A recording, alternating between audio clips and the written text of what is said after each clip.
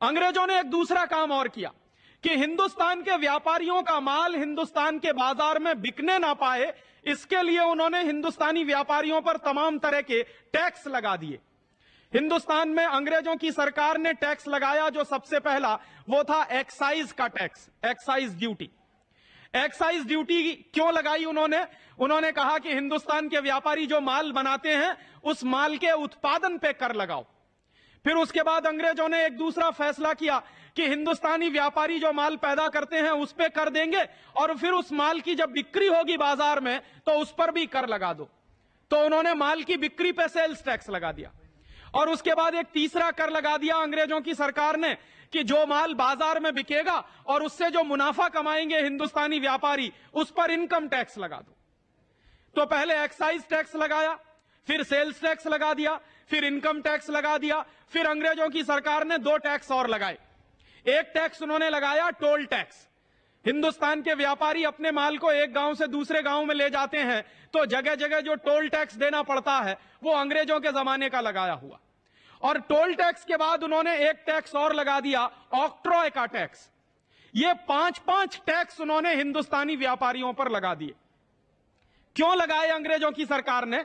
अंग्रेजों की सरकार ने ये टैक्स इसलिए लगाए कि हिंदुस्तानी व्यापारियों पर अगर ज्यादा से ज्यादा कर लगा दिया जाएगा तो हिंदुस्तानी व्यापारी बर्बाद हो जाएंगे, और अंग्रेजों का माल हिंदुस्तान में टैक्स फ्री कर दिया जाएगा तो अंग्रेजों का माल गांव गांव में बिकना शुरू हो जाएगा।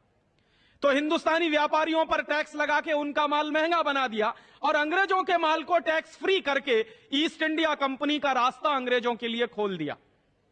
इसका नतीजा क्या निकला?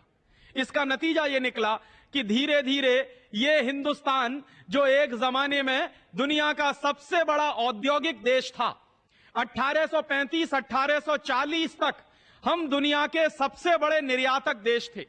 अंग्रेजों की ही सरकार के आंकड़ों के अनुसार 1835 और 1840 में दुनिया का जो कुल व्यापार चलता था उस व्यापार में 33% हिस्सा हिंदुस्तानियों का होता था। तो एक जमाने में यह सारा देश दुनिया के कुल व्यापार का 1/3 व्यापार करता था। उसके बाद अंग्रेजों की सरकार ने ये जो टैक्स के कानून लगाए उसका नतीजा यह निकला कि दुनिया का सबसे बड़ा व्यापार करने वाला देश दुनिया का सबसे बड़ा भिखारी देश बन गया। दुर्भाग्य हमारा क्या है? अंग्रेजों की सरकार ने ये जो टैक्स लगाए 5-5, ये टैक्स आज आजादी के 50 साल के बाद भी लगे हुए हैं। और मेरे मन में यही प्रश्न उठता है कि अंग्रेजों की सरकार ने इस देश पर इनकम टैक्स लगाया, अंग्रेजों की सरकार ने व्यापारियों पर एक्साइज की ड्यूटी लगाई, अंग्रेजों की सरकार ने व्यापारियों पर टोल टैक्स और ऑक्ट्रॉय लगाया, तो अंग्रेज तो चले गए 1947 में, तो ये कानून भी चले जाने चाहिए थे टैक्स के। लेकिन दुर्भाग्य से वो टैक्स के सारे कानून आज भी हिंदुस्तानी व्यापारियों पर लगे हुए हैं।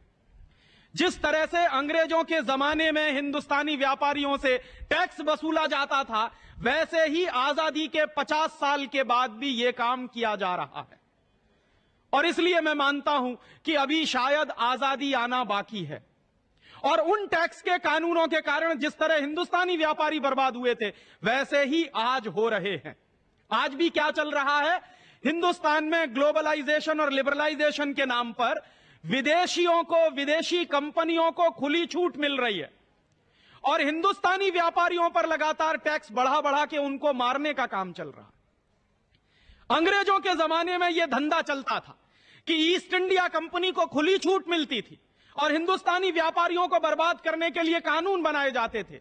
वही काम आज चल रहा है कि इस देश में विदेशी कंपनियों को तो खुली छूट है, वो चाहें तो 10 साल तक टैक्स भी ना दें और हिंदुस्तान सरकार उनको टैक्स फ्री, टैक्स एग्जेम्पशन करती है, लेकिन हिंदुस्तानी व्यापारियों पर लगातार टैक्स लगा लगा के उन कंपनियों का माल हिंदुस्तान के गांव गांव में बिकवा रही है। और उसके नतीजे क्या निकल रहे हैं?